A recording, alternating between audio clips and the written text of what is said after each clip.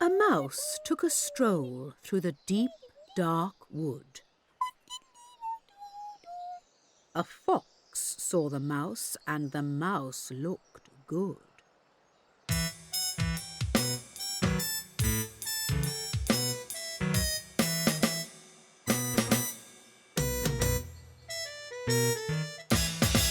Where are you going to, little brown mouse?